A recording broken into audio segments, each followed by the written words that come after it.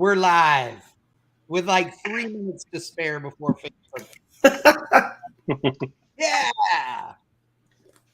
I was about to make some rude Elon Musk comment, but I'm not going to do it. Why? You're just going to get sucker punched. Like, look at this. Oh, I love it. That logo over his face. It's awesome. So, ladies and gentlemen, boys and girls, children of all ages that are joining us tonight, I am your host, Chad Reynolds, my partner in crime, that guy up there. I feel like we're in Hollywood Squares or something. Well, yeah. Like The story. Kevin said the Brady Bunch, exactly. Brian McTaggart, of course, Kevin from Junkyard Digs joining us. He has no idea what the hell he's in for. What's new? Bad call, dude. Bad call. Jefferson Bryant, aka Starship, in the house, straight out of Oklahoma, and Mr. Try-5 Talk himself, Daniel Check. How are you tonight? Oh, we're doing pretty good. Yeah, I don't know what we're exactly in for, but I'm here for the ride. That's awesome. That's the spirit. Daniel runs the Try-5, or is part of the Try-5 mob, I guess. Yeah. Runs Try-5 Talk. We have been on each other's podcasts and had fun with that. But that's all like in his side hustle because his regular he's making the studio happen right now. Because his regular job, the reason he has his name on his shirt is because he runs a body shop. So he does paint and body all day, and he sends me pictures, or he calls me, and I can hear him sanding in the background and stuff. Yeah, you know. Yeah, got to get work done. It's multitasking. Talk and work, yeah. Yeah, exactly. So, let's see here. So, want to definitely say thank you to everybody for joining us. I believe Crosby is going to be joining us tonight. Not 100% on that, but I did send him the link. Matt Graves may be joining us. What about Stills, Nash, and Young? Yeah, we could have all of them. You never know. So tonight, the clickbait title was the EV discussion, which we are going to get to. Okay, for sure. And I have a bunch of stuff I want to talk about on the EV discussion, which is awesome because my favorite thing is that everybody was like, nobody's going to give a shit and want to watch that. And then it started this giant strings of all this discussion and argument and bullshit, which is exactly what happens anytime anybody talks about EV. So that's going to be fun. But before we get to that, we are going to talk about two other things. The most pressing, we're going to talk about LS Fest West, which is where McTaggart and I were last weekend. We're going to talk about the intake. Yeah. Oh, yeah. We will talk about the intake for sure. We'll talk about the fact that, like, I spent way too many days in Las Vegas over the last 2 weeks. And then we're also going to talk about, we're going to talk about Nostalgia Top Fuel. So big news, if you are a Nostalgia Drag Racing fan, is that the All-American Fuel Dragsters Association, which is an association that was put together to sort of organize and promote front engine top fuel dragster racing a few years ago, and it was put together and got a lot of traction in recent years because quite frankly the fields of nostalgia top fuel cars were just crap. Like, I mean, as far as the number of cars, it got to be so low at a bunch of events. It was just like, oh, it was so sad. You're at a March meet and you'd have like 5 fuel cars or something. I mean, and you'd have 40 funny cars.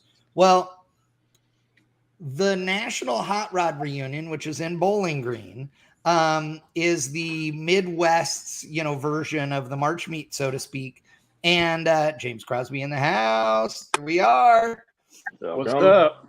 And so the National Hot Rod Reunion, another great event, but quite frankly, and this will piss some people off, in the nostalgia drag racing world, it is often referred to as the March meet is the drag race where a party breaks out, and the National Hot Rod Reunion is a party where a drag race breaks out. Okay.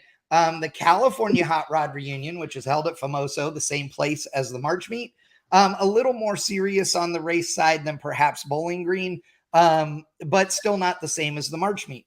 Lots of historic stuff going on. It's put on by the NHRA Wally Parks Motorsports Museum, et cetera, et cetera. So anyway, why that matters today is the fact that the quick and dirty is the funny car field in Bowling Green is pretty small. So the Nostalgia Top Fuel guys were like, hey, since there aren't that many funny cars, why don't you make our field 16 cars instead of 8 cars? We'll fill more of the show, put on more of a show. It'll be great, blah, blah, blah. There's a bunch of history there and a bunch of other crap. NHRA ultimately, after a bunch of banter and poking and trying to get them to answer, finally just said no. They weren't going to do it. Well, now the Nostalgia Top Fuel guys are all pissed off and they are threatening to boycott the National Hot Rod Reunion in Bowling Green, which is only in a few weeks. So they are threatening to boycott it and not show up at all. And obviously they have every right to. They're not contractually obligated to be there.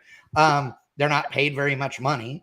They have said that, they're mad about it not being okay with NHRA because they actually brought money to the table. They have a sponsor that's willing to pay a bigger purse and all this stuff to get all the extra cars there. And NHRA says no.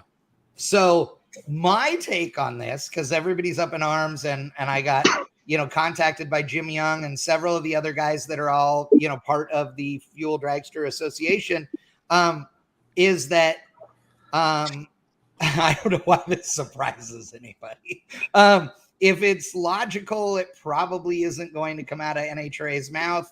And they don't, and also in their defense, they are putting on a show with a schedule and they have a set thing that they want to do there.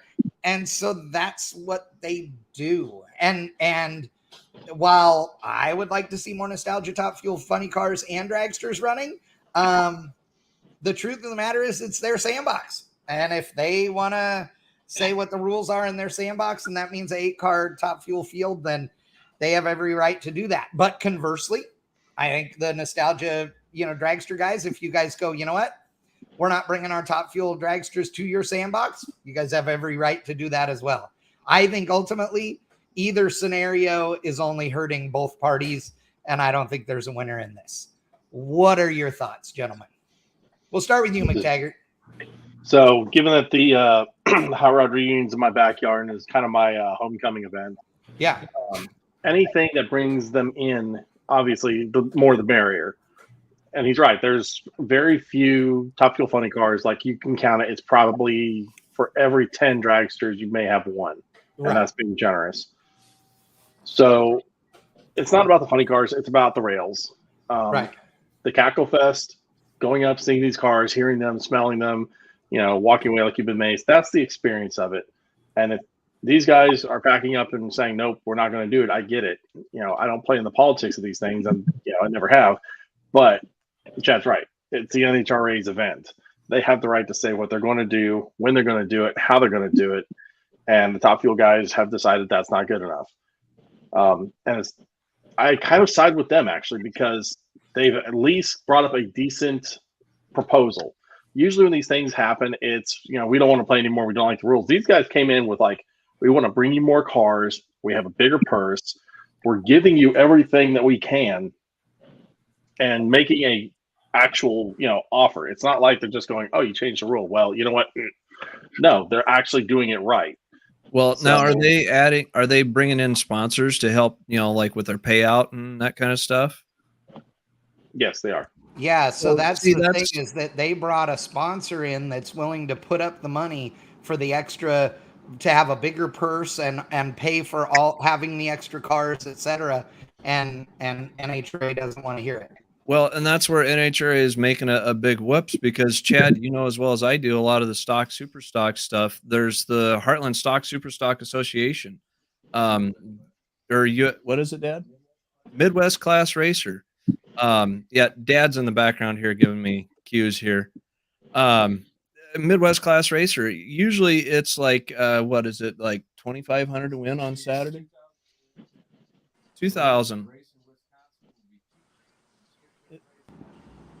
Yeah, and the thing about it is that So it's $2,000 on Saturday and $4,000 on Sunday to win. Yeah. And you look at that, that's real money.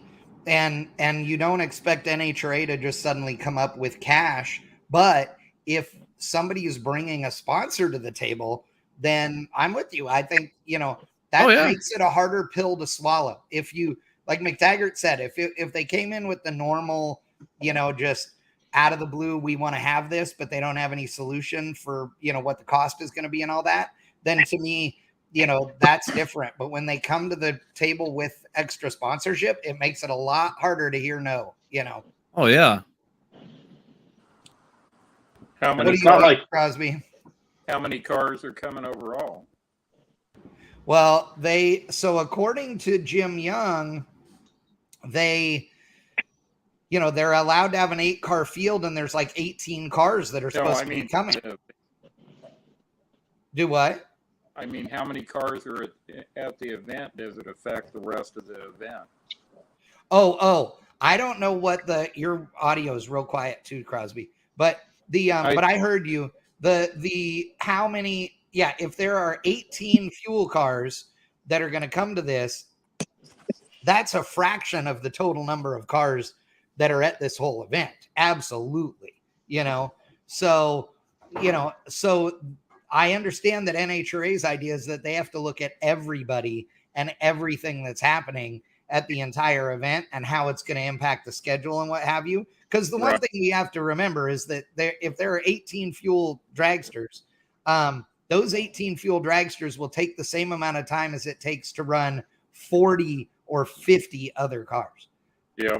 Oh, yeah. I mean, that just is what it is. I mean, and that's not a dig on the Nostalgia Fuel, dragster guys, like not at all. But it just takes longer for a fuel car, right? You pull it up, you got to wait to get the sign, you got to fire it.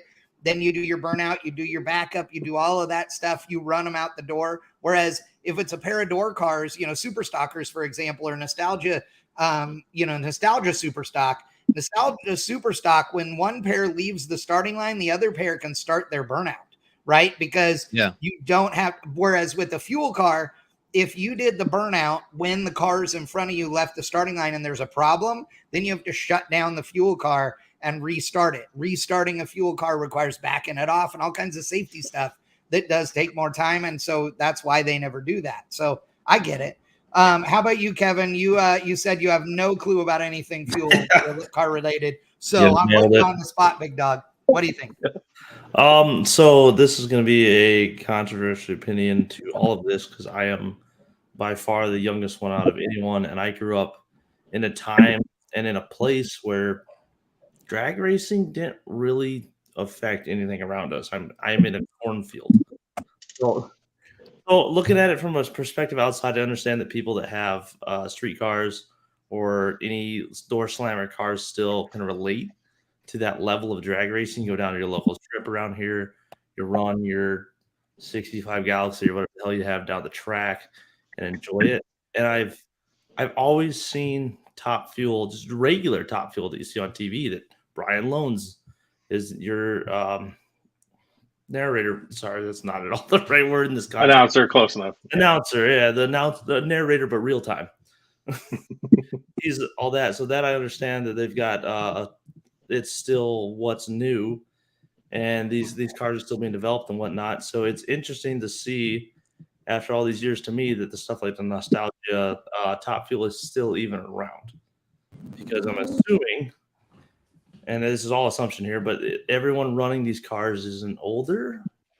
The majority, yes. There are some younger guys doing it too, but they're all guys that like grew up in it or what have you. The family legacy. Yes, just bought into absolutely. So which you are you're going to have 100% right, less Kevin. and less and less until eventually there's no one doing these. And I'd say it's already an exhibition, if I am not wrong. It is no, they do a real race, but you're 100% right. And their thought is, the sort of the viewpoint of the nostalgia, Top Fuel community is that if they're not given a place to race and then they quit doing this, then there won't be anybody doing this because there will be no reason, So it's one of those balancing acts, Yeah, I mean, if you look at it from a company perspective, if you have a product that's not selling, but it costs you a lot of time and money to produce that product, and you're getting no returns unless there's any sentimental value to it. Like this is what our company started on,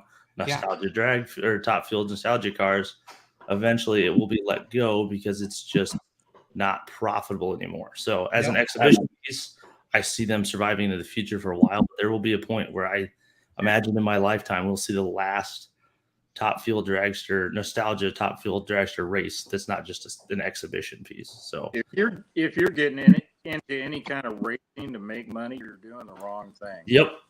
That's the truth. Yeah. Oh yeah. From the tracks perspective, or whoever's putting the event on, like Chad said, it's going to take 5 times longer to run one of these cars, but it's cool. So if there's still actually people to watch it, right? Kevin, you just brought up something that hasn't been mentioned yet. Has either of the tracks, has Beach Bend stepped in and weighed in on this yet?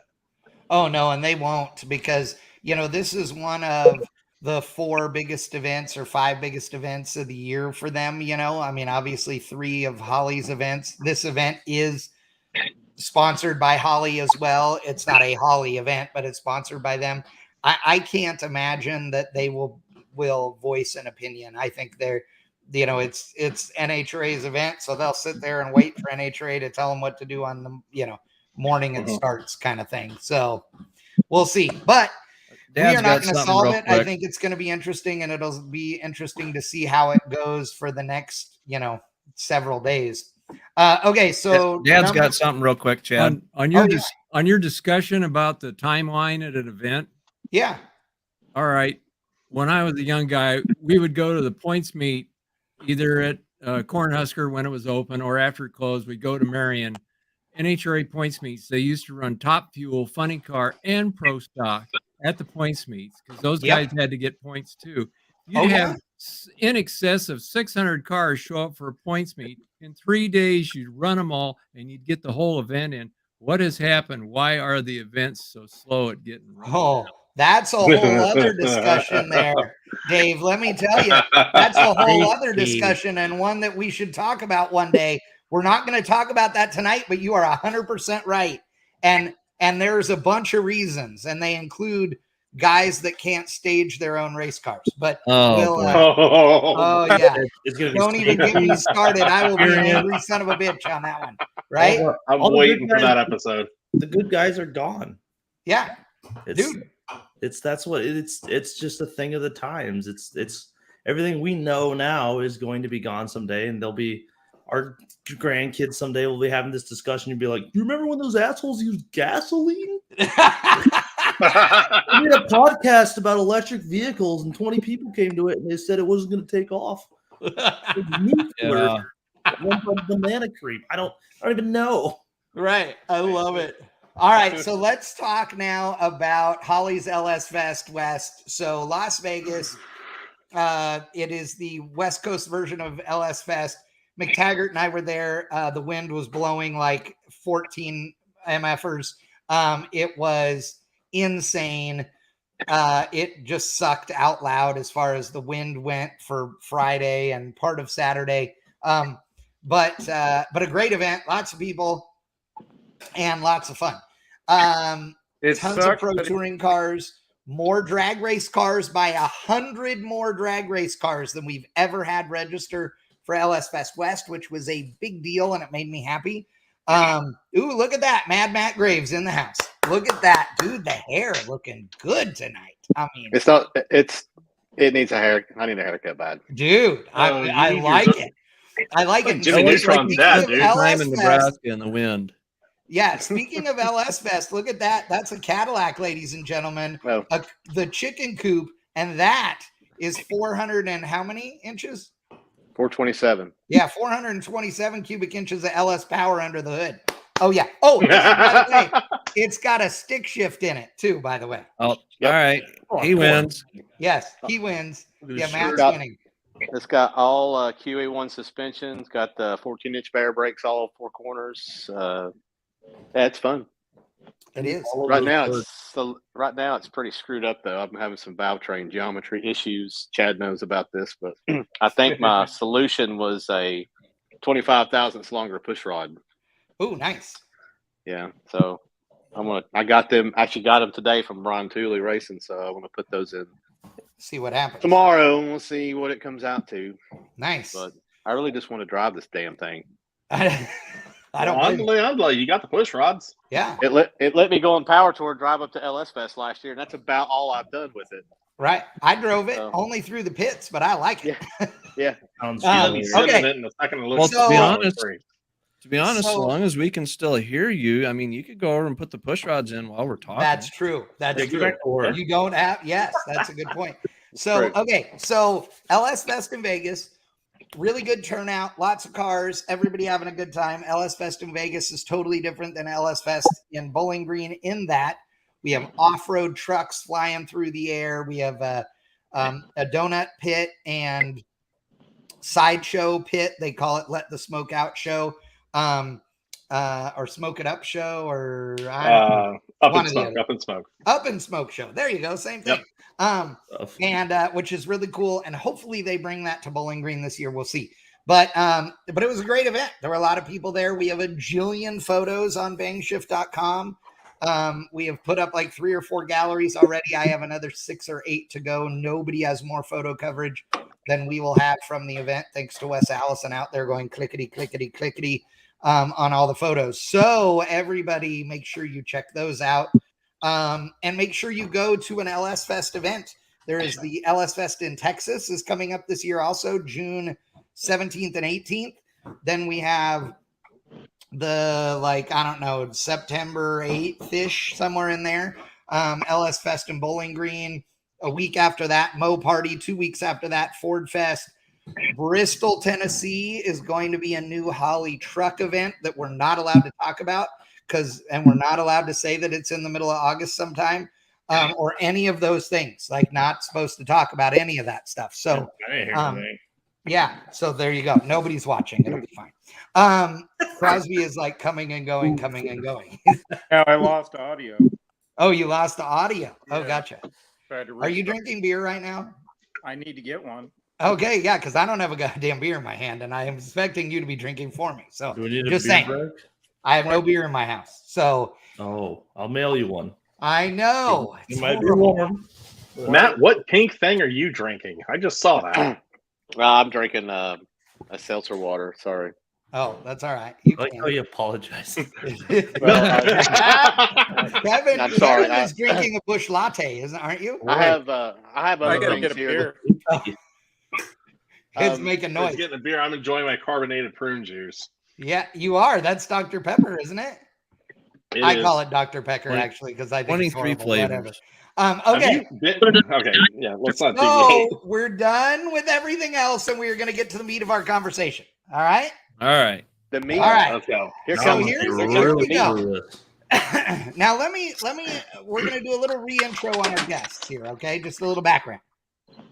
So on the top right now, because everybody gets shuffled around, we got Daniel Check, who is from Tri-5 Talk. Daniel has been doing some interviews with regards to Project X, which became electric this year and caused all kinds of people to lose their minds. It sure did. For no good reason, by the way. Yeah, and that has actually been my most viewed podcast. And granted, I'm still small, but it's over 500 views. And Right. then I've also had there on Facebook, and it's been 2 months since I put it out. Yeah. I've still got hits on different places where I shared it on Facebook, and people are still, oh, I hate it, but whatever floats your boat or something, stuff like that. Right. Come on. But people are still talking about it. Yeah, they're That's still the talking reason. about it. Oh, yeah. So then our second guest on the list over here right now, Matt Graves. Now, Matt Graves works for American Powertrain, as he's wearing their shirt. He is the head of marketing and all that is good there. And we've been friends for a very long time. We have a lot of discussions about the industry, what we like, what we don't like. And we're very fond of ranting about people being stupid. I mean, I think that pretty well covers one of our major bonds here. Yeah. Now, in this list. speaking of stupid, I mean, no. Hey, What a segue. I'm What a just kidding. segue. Jefferson Starship, aka Jefferson Bryant. Honestly, Use that for me. Intro. a really smart cat who I know and love, and Matt has been friends with Absolutely. forever. Jefferson is an author of a bunch of books on LS swaps and all kinds of other He stuff. wrote the book. He wrote the book on how LS to LS swap your vehicle. Anything. The one you see everywhere in every bookstore. That's Jefferson. Yes. I literally That is looked it up true. this And morning. Fun fact. he also has a bunch of other skills we're not going to talk about because the authorities could be listening, but he's a great guy and he knows a lot. And he's very ingrained in this industry and has been for a very long time. Now, He's entrepreneurial. Let's leave it at that. Yeah, there you go. Kevin from Junkyard Digs in the house. Kevin laughed when we said we wanted him on our EV show, and I have a feeling is going to have some really fun comments. So that ought to be good. I laughed like this is going to be great. What are you talking about? I know. That's the spirit. And James Crosby, hot rod builder extraordinaire from the wonderful world of Southern California. He's got the race coupe or race deuce behind him right now, which is also LS powered. And Nice. That's very nice. it is certainly a hot rod in every form and fashion. And Crosby is not an electric vehicle kind of guy, right? Not really. Yeah. I would say that generically speaking, everybody would think of all of us as not being electric vehicle kinds of guys. Now, I will tell you what my opinion is on EVs, and I'm going to make a little statement. I have some numbers. We're going to make fun of some people. I'm going to laugh because that's what I'm good at. But overall, I don't think any of us here would be classified as EV enthusiasts. With that said, our final co-host of the evening, Brian McTaggart, owns an electric vehicle. Well, it's a hybrid. It's a hybrid. And I'm not judging you for it. You and I have had this discussion numerous times.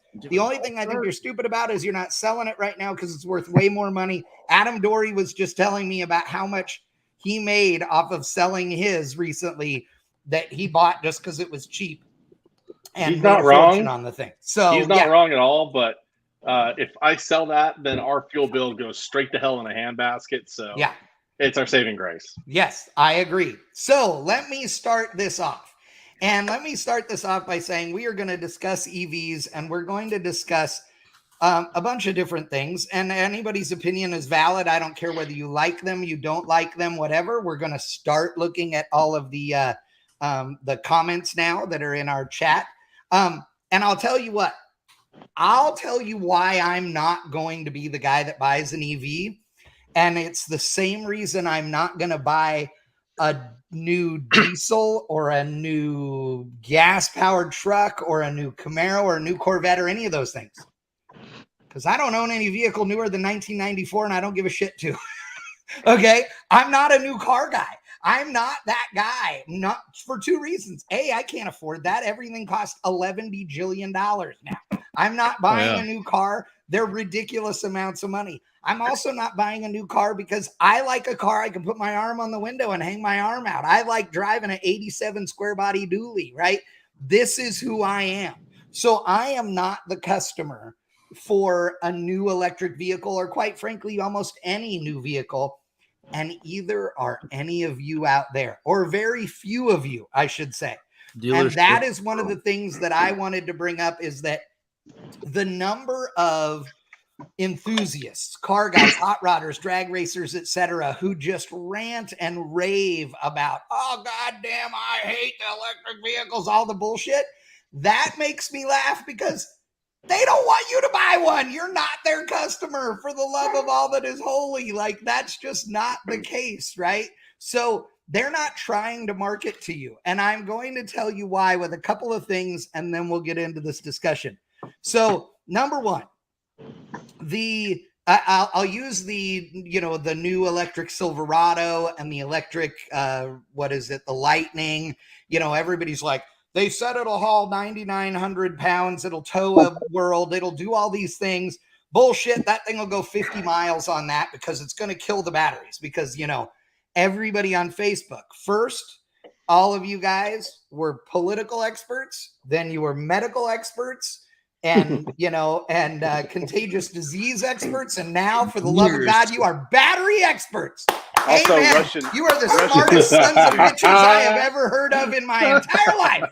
I am telling you, I know the smartest people on the planet. They are my Facebook friends. Why do I look have at an all of them. engineering degree when I could have just went and commented on Facebook? I know, Kevin. You did not need to do any of Don't that other waste stuff. some money. Yes, Oh. Facebook saves you. So here's the deal. Any guesses, boys and girls, at what percentage of people tow something with their pickup truck? About 5%. And that's before we talk about electrics. Jesus. 18. Yes. Regular pickup trucks that get bought, how many people tow with them at any point in the I'm gonna say it's under 10%. 20%. I'm going to Maybe. say 5. I'm I'd say- honestly in the under 5%. What do you I think, rarely- Leslie? I rarely see a truck up here without a trailer. I think around the 10 range. There's still a lot of people here. Tow Okay. around I'm just here, gonna play though. I'm in price it right and go Tennessee, 1%. Fuck it. Okay, so Yeah. here's the answer. 30%. By being polled, they are 25% of truck owners have ever connected a trailer to their truck. Now, the poll by the polls that came up with these numbers, which are several, including JD Powers, they had to put a caveat in there that the numbers don't work for the number of trailer hitches sold then. Okay. So clearly half of those people are lying, right? So in those same numbers, 30% of truck owners take their vehicle off the road at some point, and that includes like driving it down on the beach for 4th of July or whatever, which doesn't count as off-roading to any That's actual higher off-roading. than trailers. I have a controversial statement coming up. Okay, good. So- And then Then 30, I'll wait till you segue. yeah, and then 35%, only 35% of truck owners say that they haul more in the bed of their truck than they would haul in the trunk of a car. So the reason that I bring this If up, they've got a city box on them, then what are they going to really haul? yes, exactly. I mean, So the 5.5 reason I foot bring box. this up is because the people that buy trucks nowadays don't use them as trucks. They're just cars. So it doesn't matter what they can or cannot do with them compared to your Duramax Silverado 2500, which is a real truck. I mean, you look It's at just a vehicle. It doesn't matter. you look Oh, at we have Dylan history of- McCool on. Who invited Dylan? Hold on. I'm I don't know adding what you're Dylan. talking about. What's up, Dylan? Hello. Hello. Look at him down there. Look at that Dylan's guy. in as well. All right. So go ahead, Matt Graves. What were you going to say? Well, I mean, we all know electric vehicles they're inevitable. I mean, it's going to replace not in next, I don't think 10 years, but within 20 years, it's pretty much going to be 90% of everything on the road that's modern will be electric. That being said, I think the main advantage to electric is going to be replacing diesel stuff because it's way more torque. I mean, the reason trains have diesel engines is to power the electric motors, But So- then that's still a hybrid right there. Yeah, but the electricity is driving the train forward There's Right. with the power plant. What I'm saying is, Absolutely. because I hate diesel trucks, because I had a diesel repair shop for a while, so I fucking hate them. And my neighbor your is opinion a cannot great be argued example in of that case. someone who. So across the street is my neighbor. He has a dually, like a 2005 Dodge Ram dually Cummins, and he tows nothing with it. But it has a 16-inch exhaust tip on it. It blows He's got black it's smoke. a Right? 6-speed, and he's like, "Well, I'm getting a camper someday." Okay, and he's driving it to work, and then he came over tonight when I just got home, and his throwout bearing the ball bearings of his throwout bearings in the driveway right now. I said, "Oh, that's $2,000." He goes, "How much is that going to cost me?" I said, $2,000. All of it. He goes, "What do you mean? Why?" I said, "Well, your clutch is $1,500 alone for Yeah. that thing." And I said, I'm underestimating it, but you're going to have to pay a shop, a lot of money to change that out." And he goes, "Can you do it for me?" And I went, "Hell no, that's a 500-pound transmission." Right. Yeah. So he You just can spends all get this. screwed. He spends all this insane money to drive this diesel truck, and the only reason you need a diesel truck is to tow a Bobcat. That's it. You don't need to tow your aluminum bass boat. No. or just drive it to be driving one. So hopefully that will replace those stupid things, and they will come off the roads forever. That's my controversial electric vehicle rant because I want autonomous tractor trailer trucks like in Wolverine. Yes. So they're off the highway because I hate them on the highway too. What the fuck? They've got their own lane and they're just autonomous, delivering Amazon stuff to our fat asses all day long. So I love you, Matt Graves. that's where we're going. That's exactly what I want. Have you guys seen the movie Maximum Overdrive? No, yeah, I wish that'd be cool. Our real future is Wall-E. We're going to be fat blobs. And I'm already there. The corporation's going to Have own you our seen me mothership. lately? Yeah. Yeah. Oh, look, yeah. Matt, tell him to take his foot off the clutch pedal. Yeah, exactly.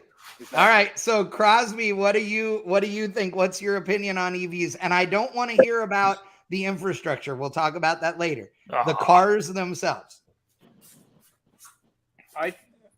I think for what most people are going to buy them for, they're just going to buy them for transportation, whether it's a truck, a car, Corvette, somebody racing a Tesla.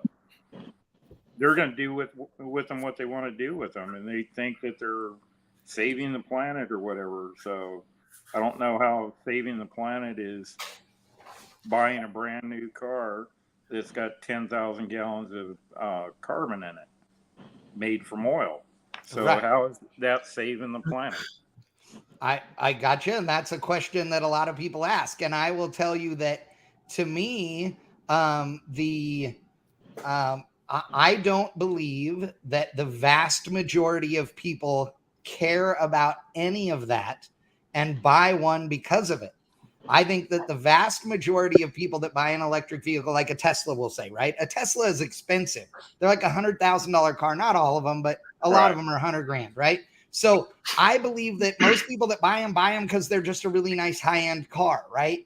And the convenience, okay? Because good, bad, or otherwise, if we didn't have to go to the gas station all the time, that'd be awesome, right? Like I will say, like if I had if a big rig pulled up and filled a 500 or actually like a 2,000 gallon tank at my property every 2 weeks or 3 weeks or a month or whatever I needed it would be awesome. If I just filled up there, I didn't have to go to the gas station and gain 4 more pounds buying Cheetos and a damn Snicker bar. Like it would rule, right? Well, 7-Eleven is totally against EVs. I guarantee it. No, that's because you go to Buc-ee's and you walk out. That's true. Buc-ee's is rad. Don't you dare. Don't you judge me. So I believe that convenience is one of the things. So McTaggart, what is you own an EV. So why did you look at buying the EV? So here's the hot take. All right. The car that he's referring to is a 2017 Chevy Volt. Yeah. And the reason why that was selected was because it is not a true EV. It is a hybrid. It is effectively what Matt is talking about with the big truck idea, which is a hybridized powertrain. It's a generator. The gas engine is just a generator, nothing more. From March until the temperatures really pancake, that thing does not touch fuel at all. If I'm just driving around town doing my errands, I don't pay for fucking gas for 7-8 months. It's perfect. Now, it can also be turned to engine only, driven anywhere I want to go, and will pull 45 miles per gallon, which is the same as the Geo Metro, which, okay, that's not bad. It moves faster than Geo Metro. It has more room than Geo Metro. I'll get laid easier than driving a Geo Metro. It's the Volt is about where I would maybe. Yeah, okay. You fucking rolling Bordello. I'd rather have a Geo Metro. You missed the opportunity because it was, would you? Yeah. Matt's got the behind him and he wants to talk shit. I had a very aggressive Geo Metro guy on Power Tour nearly assault me. That's true. You did. Yeah. All right. That's true. Go ahead. Matt almost got his ass kicked. Okay, sorry. So continue, McTaggart. So that's my take. That's basically acceptable EV to me, which is the range anxiety. I don't care how good a Tesla is getting. I don't care how good Rivianer's doing. One, you're not towing with the damn thing, period. I've seen the tests. They're not really that heartwarming. Two, you have to plan your stops for a Tesla trip. I'm somebody who likes to do road trips. So that means I get 300 miles and then 2.5 hours, 300 miles, 2.5 hours. That sucks. As much as a gas station blows, I'm in and out of there in 15 minutes, 20 if it's a really big one. So what's the problem? Right. Well, I could do that with the Volt.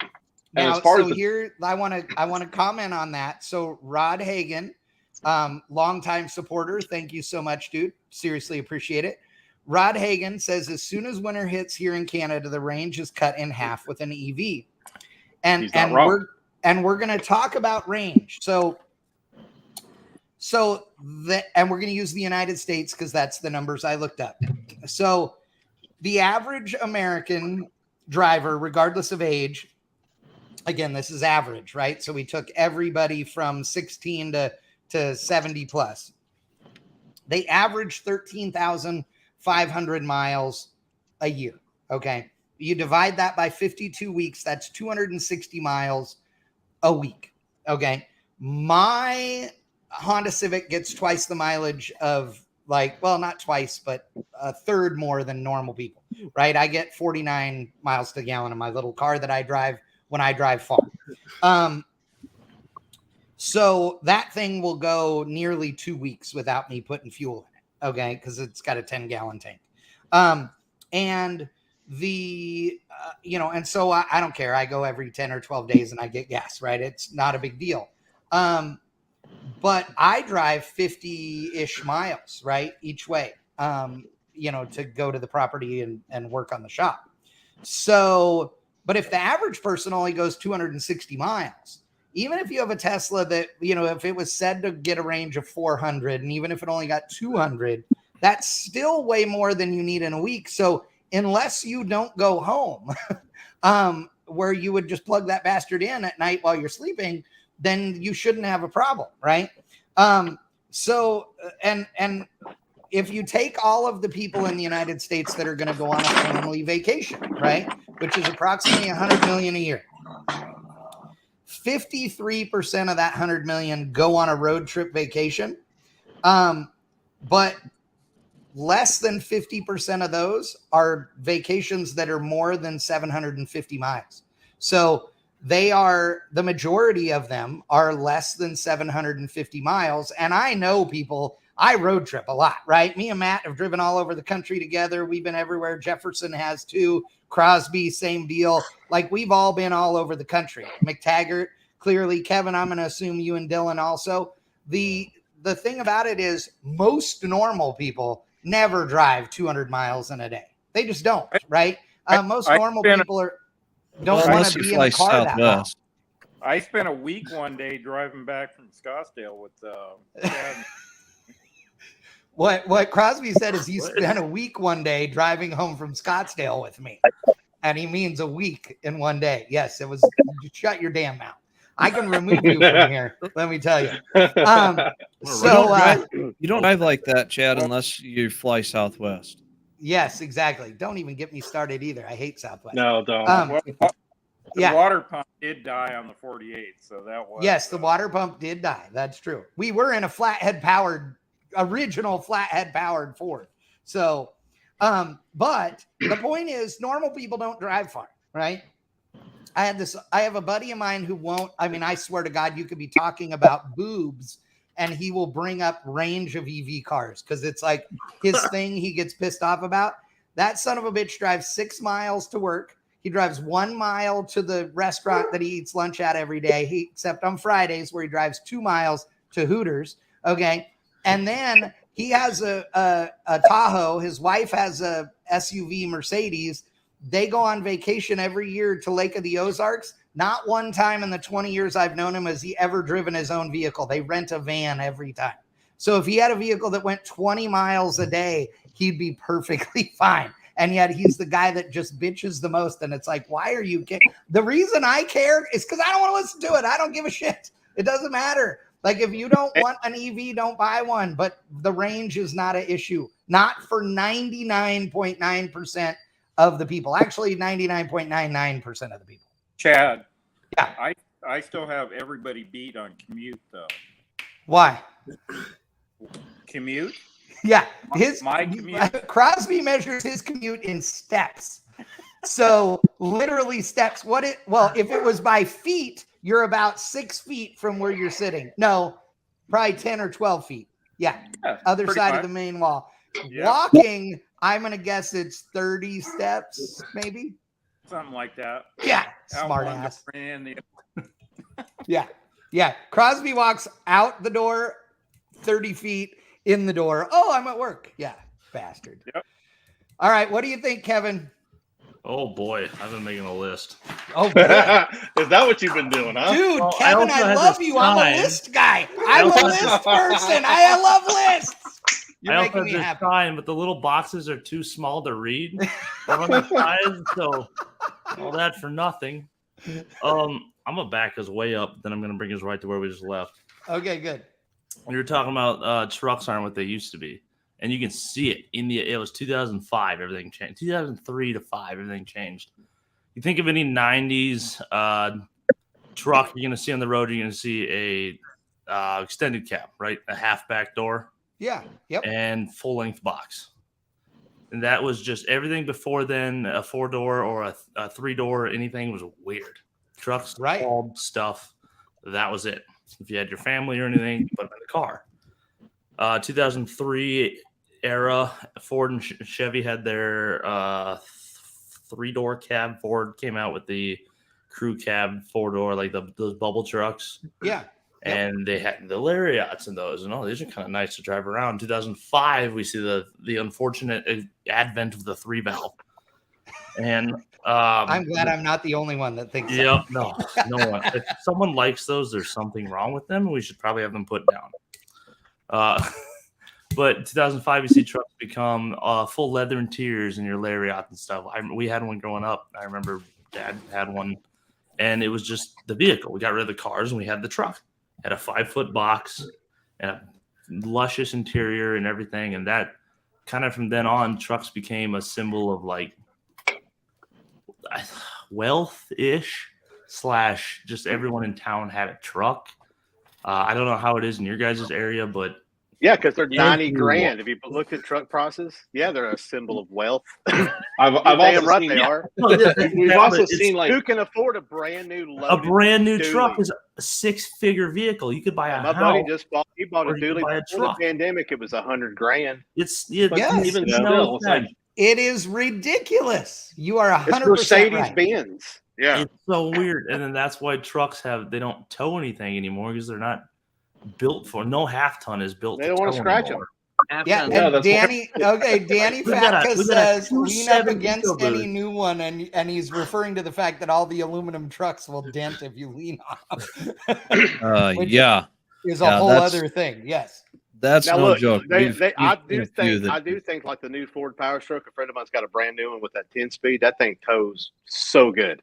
Oh yeah. Okay, Hold on. but Hold yeah, on. it We is got ridiculous money though. Bill that thing. Giroux says, Chad, it's called freedom. I live in the USA, and if I want to drive cross country, I can. Of Yeah. course you can. Nobody Nobody's stopping said you can't, dude.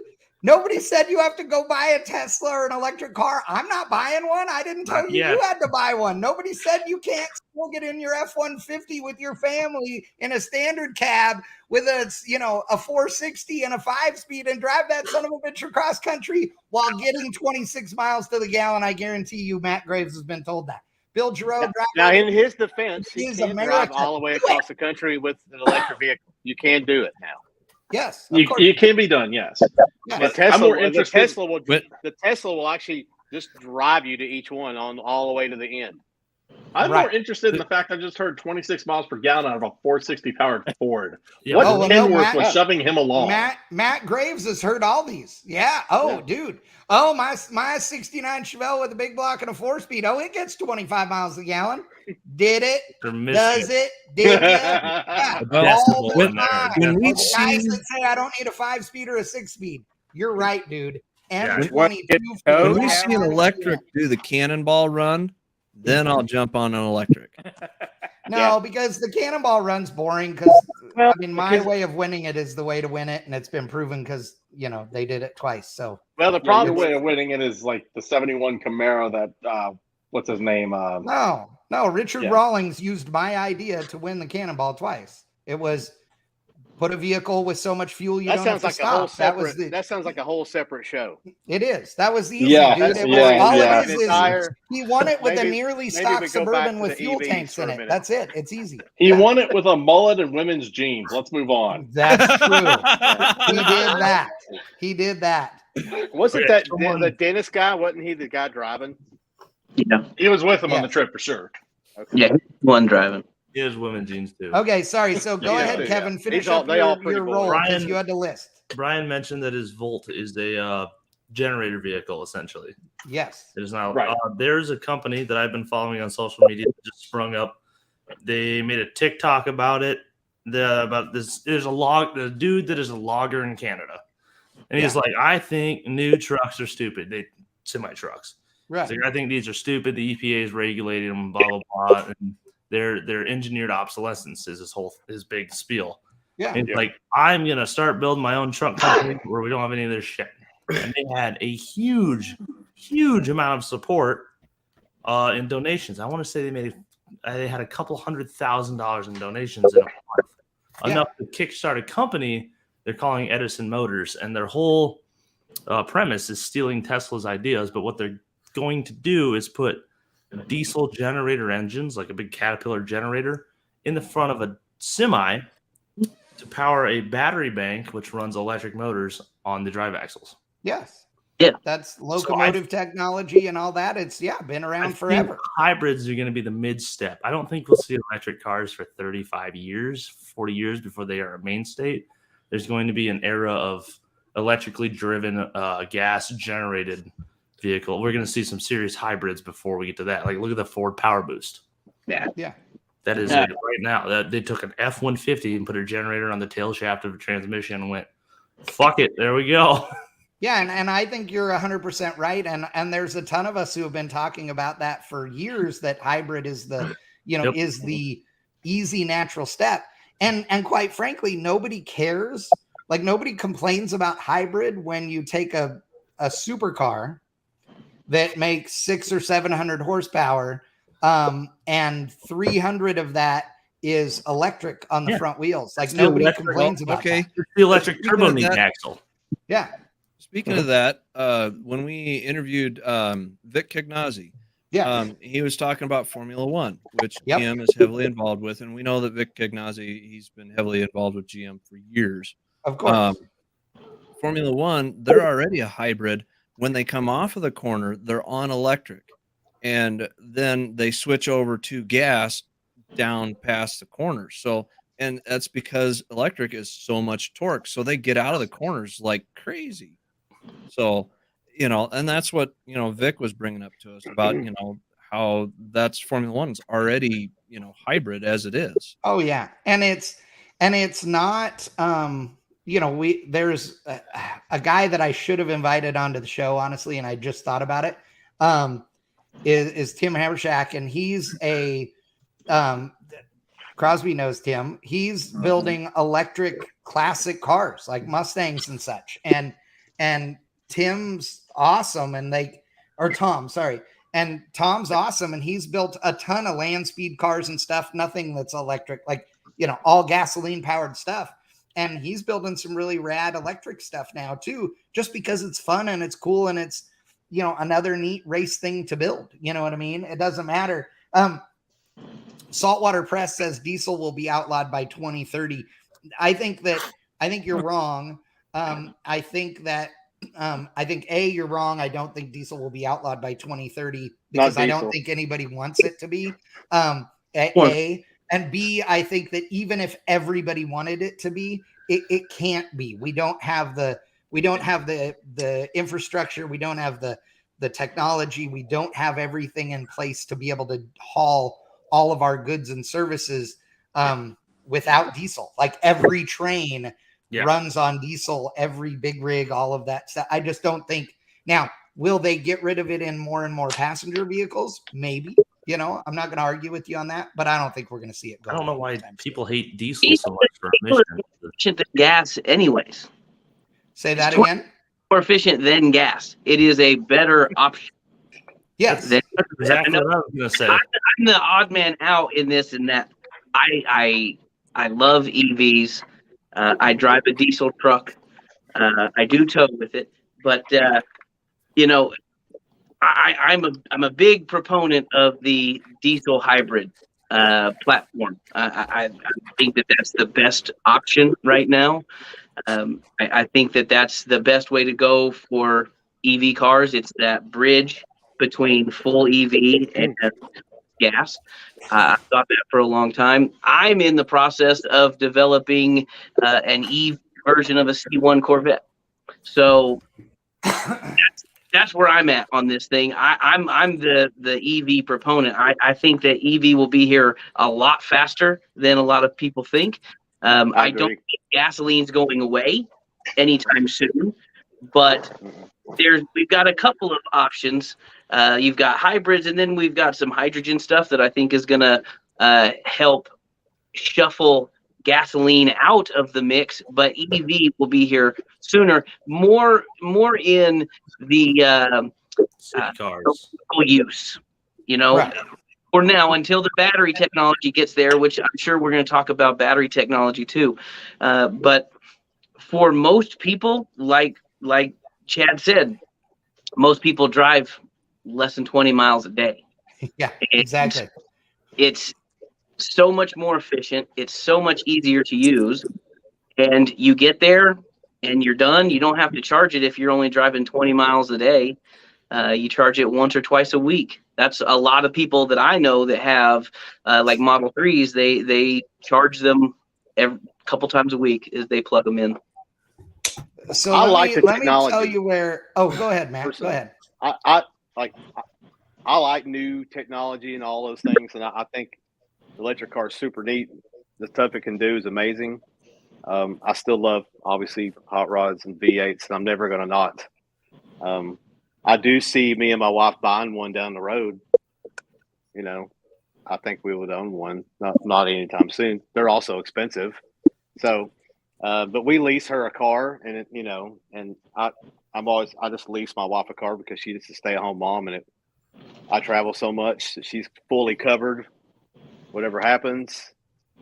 So I'll probably someday get her an electric car and not worry about it no more. When Now, that I'll tell you why to but- me that makes sense. So I'm going to use two examples. Let's say you have a teenager, okay, who's just starting to drive, or you have a parent who is 75 years old, okay? I know I can speak for Matt. He has two little girls. Well, they're not so little now, but little girls. But I know that if he had his druthers, right, then he would. Supposed to mute your phone, Chad. Yeah, sorry. Yeah. Yeah, well, if my kid had half a brain, he'd know that I was live right now on every Thursday night, but he's an idiot. So, anyway. Were you thinking about buying a car for your kid? Yeah. So, I ain't buying him shit. But if you could have your 16-year-old daughter never have to stop at a gas station, okay, in her she's driving around with her friends, she's not going far. If you could have it so she didn't have to get out of her car at a gas station, you would. Same with, my 71-year-old mother who has owned lots of Corvettes, daily drove Corvettes. She's a hot rod girl. Like we talk about building a short bus recently, and she's like, oh my God, I want to drive the short bus. But for her everyday car, which currently is an Equinox, if she could just have a Bolt, okay, let's say, which is all EV and plug-in and doesn't have a lot of range, if she could just have a Bolt, she would be perfectly thrilled to death. She'd never have to go to the gas station. Because right now, my mom doesn't. Right now, like yesterday, when my mom was planning for going to lunch with her sister today, my mother said to my dad, hey, I think my car needs gas. Go put gas in it. And my dad drove 5 miles, put fuel in it, and brought it back so that she would have it ready to go, right? Because she's a 71-year-old woman that doesn't want to go put gas in her car. And I don't blame her. What's wrong with that, right? So those are the kinds of places where I think, hell yeah, take it. Do I need one? Do I want one? No. But would I also still like to not have to go get gas? Sure. And but also, a lot of our parents grew up in the age where you didn't drive everywhere all the time. I mean, my 55 Chevy, when I got it in 2001, it had 72,000 miles. Mm-hmm. Literally, when we went and picked it up, the daughter and son-in-law argued about how many times it actually left Valley, Nebraska. I think that had more to Okay. do with the potential reliability factor than it did so much. Yeah, they didn't drive cars near as much, but let's be honest. Back then, 90,000 miles meant the car was due to hit the crusher. Okay, well, 90,000 miles, yes, but I would argue that in 1955, nobody had to build a carburetor every morning to go to work either. They got in a car. It was just a car, just like now. You got in it, you pumped the throttle twice, hit the key, it went on the choke, and you drove it down the road. And if it didn't do that in 1957, you went down to the dealership and they did warranty work on it and fixed it, and you went back. Well, no, the gas stations worked on your cars back then. That's exactly That's right. true. Matt, Well, then, I got a 100%. little carburetor trouble. Dude's got a cigarette dangling, adjusting your carburetor, and you go. Well, and along those lines, so I'll give you a good example. So you got people like, okay, Daniel, how in the country are you as far as where you live? So I'm inside of Fremont, but if I go like 2 minutes north of my house, there's farm ground right north of me. I mean, Kevin, how about you? Where do you live? I am the cornfield. Okay, I am too. Like I live south of Dallas. Well, I'm building in south of Dallas in an area that's cornfields, but I'm only 30 minutes from downtown Dallas. So, Matt, I know where you live. You're in relatively rural Tennessee, but not far from town, you know. Dylan, what about you? Pretty much the same as Matt. Tennessee, just kind of right off the highway. Nothing serious, but rural. So 12 the miles reason I bring that up is that Crosby lives in Ontario, California, okay, which is means he can Southern walk California. Yeah, well, it's Southern California. It's the LA area, right? The thing is that Crosby has lived there his whole life, right? His parents live there. It might as well be a town of 20,000 in the middle of a cornfield and in the middle of the country. And the reason I say that is because Crosby does everything, not everything, but 99% of what he does for his business and everything else happens in a circle that, 10 miles? Right? Because you live in an area with everything, right? Most of it happens up and down the street I'm on. Yeah, that's it, right? So, yeah. And I think that that's most people. So the reason that I bring that up is that for me, the mileage thing is way less of a concern. And I road trip way more than the average human, right? And so I think you get into something else if you're going to do a road trip and you go, if you only have a Bolt, let's say, but the normal people aren't doing that, Well, the one elephant in the room that hasn't been addressed yet, though, is yes.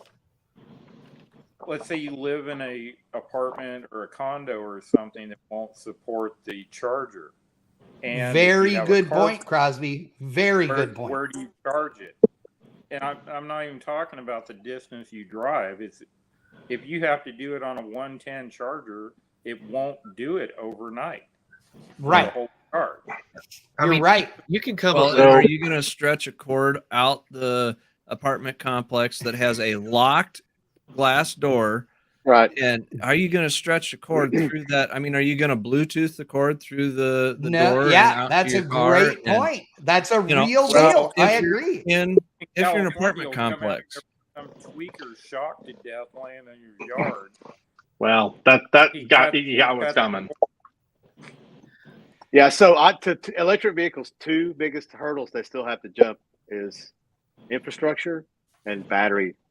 So they've either got to overcome, and I'm privy to a couple of tier one suppliers, some good friends that work in these industries for the OE, and they're all going. Everything they're doing is all going electric.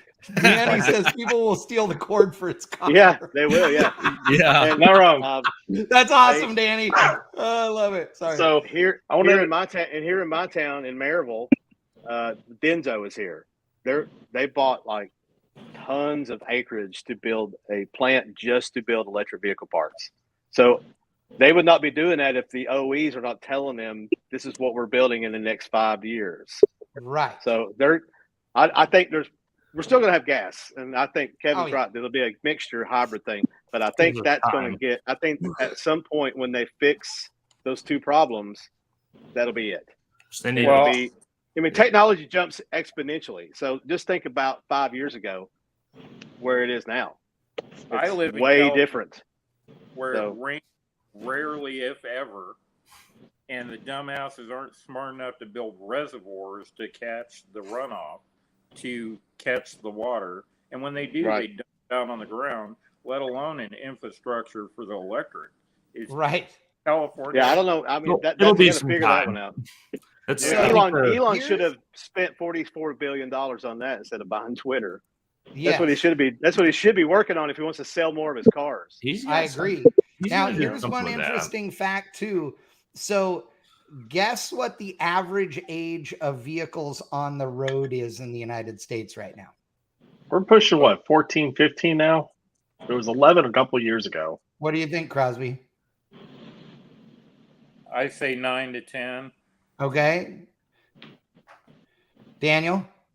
Oh, I'm gonna say probably 15 to 20, just because I know here where I'm at in Nebraska, you see cars that are 15 to 20, and you occasionally do still see a Geo Metro or a Ford Fiesta rolling around here in Fremont.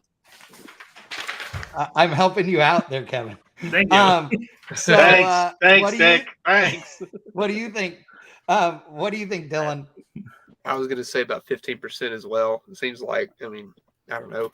I'm right on the Tennessee-Alabama state line, so you kind of see some cars Older, yeah, you know shouldn't be on the road. right. Tennessee's very relaxed on their laws, as far, or at least in my area, about what can and can't be on the road. So it's Well, like, the answer is Mike Zelenko says 12 years, and he is right. As of the latest studies, in 2021, the average age of cars on the U.S. rose to 12.1 years old. In 2020, it was 11.9. In 2002, it was 9.6. So it has changed over the years. But, if you called it 10 or 12 years, that would be. So even if It's just because everybody is afraid that they'll be forced to buy an EV, which they ain't going to force me to buy shit. I haven't bought a new car ever. Like literally ever. I've never owned a new car in my entire life. I bought a car one time from a dealership. It was a 92. It was bought in 95 or 6. It had 34,000 miles on it. But if you go by that number, right, then that means that even if in 2035 they completely quit making all internal combustion vehicles, right, and forced you to buy electric only, you still got like 12 years, right, until your car would become older than the average is. And as a guy who doesn't own a car that's newer than 1994, which makes that, do the math, that's 28 years old. Yeah. All that shit's still fine, dude. It's fine. My old junk runs great. Gets 49 miles to the gallon, by the way. Now back to what you were saying, Dylan, as far as inspections and everything, are you talking like you're used to seeing the Fords going down the highway with the box sides flapping because they're rusted? No, that's Kevin's game. Yeah, that's Kevin. Now we don't have a lot of rust here, but you see, like, it's something I wanted to talk about too, is like whenever, like, specifically the Cybertruck, when you start seeing those show up at like a used car dealer, they're 10, 15, close to 20 years old at this point. They're still out there going around. What about whenever the teenagers get a hold of those and then start doing the squatted truck trim? Well, now that it's already legal in 2 states. 6 inches front to rear. Very now. geometric shape, so it might. Yeah. I don't know. It might So be at this pleasing point, to the are we eye. trying to? Yeah, it might get good then. Yeah. Hopefully, everyone the whole country will outlaw it by then. Hopefully, before these things show up as but the windshield will be flat. Yeah, that's true. right. You'd be Nobody like, complained about a Sunny. 71 Mustang. You'd be like a See tanning anything. booth, You dude. couldn't see. So that's what I see when I say like all these people like no inspections around here. That's what you see. So people can get by with taking the rear lift blocks and letting the tires touch the bed. I mean, what do you got? When I was over in Germany a few years ago, I learned that Germany is very strict on it. They have real inspections. Your car has to have everything working to drive it, or it's not on the road. Right. They're very serious about it. You can't in Tennessee. You could ride around with your back glass blowed out. Done it. Yep. No Been there. Sit on a bucket. red tape over the back end for taillights. Yeah. 25 kids in the car, no windows. Yeah. Sitting on the roof of the bed. In They the would truck. throw your ass out of Everybody Germany. always talks about California. I kind of like the German rule. I do like too. Everybody It keeps talks your about car in shape. California being horrible. California does the emissions testing, and that's it. They don't I check don't like anything else that they out. do about Nothing. cars there, but Nothing. Yeah, they You don't can't have check anything else out. But here in Texas, you have to get an inspection every year. Yeah, and they check therein stuff. therein lies the problem, though, with all of that, because we can't do this anymore. I know, and you can't do this shit in Germany at all. Right. You can't. Well, and so what year is that? Terrible. The Caddy? It's a 70. Oh no, an 82, right? 83. 83. Okay, there you go. Well, you Now, can't. you could do whatever you could in 83 to that car there. Right. That's it. Emissions wise. Yeah. Nothing at all. Or you can get a permit and drive the car on weekends only and it's like $250, and you have to buy it each time you want to drive it. That's right. Because politicians have don't to have the get concept of a friend like of mine per had a event. factory Freedom. A friend of mine over there had a factory 5 car he built in Germany. He literally could only drive it when he would pay 250 euros at a time. Right. See, And he this is what it comes Friday to Saturday, and he'd take it off the road. So this is what bothers me about this whole deal. We were just talking about this earlier today at work. Well, that's like $335, $340 to drive. So Yeah. So how is it that you can go and like you can make the car cleaner? You can do a modern engine swap. You could go through everything, but if I have to use smog equipment from 1974, I'm hosed no matter what I do. Kevin, I am going to kick you in the I'm not nuts doing when I this. come Yeah. to He is. Well, He keeps pointing, and I keep moving him where he's I'm pointing. saying y'all shut up and listen to Brian now. Oh, No. okay. Sorry. Well, he wasn't holding the sign this time. Yeah, I thought you were. Yeah, I it makes thought you you had a feel new better. sign. I was moving him around. Kevin, so the I got more sign of would those- work. I didn't know. I got more of those movie memes, and we both know what we're talking about. Don't make me come down there. Yeah. Do what? Okay. Sorry. We interrupted. Oh, all good. But yeah, it's basic. Jesus, Get a beer. can't take you anywhere, Kevin. I'm still at home. Yeah, he didn't go anywhere. That's Mook's problem, not ours. So there's no opportunity for upgrade. There's no, if I'm pretty sure if you put Matt's car in a sniffer right now, it'll blow clean. Just fine. No, it won't. It's not right now. Yeah. All right. Then you're dumb enough to lie. Anyways. I had a half a gallon of gas when I changed the oil in the oil. That's how rich this thing's running. That's just I'm not gonna So say it. that's another problem. Like That's the that. Holly. That's the Holly EFI, Brian. All right, let's use Dylan. Yeah, that's not my problem either. Let's use Dylan. Dylan's a better case. Dylan has a Gen 3 Hemi swap Challenger. By all means, that car should be cleaner than it ever was in 73, and it's pre-smog. So you would think that'd be fine. If he took that to California, that car would be shut down and parked.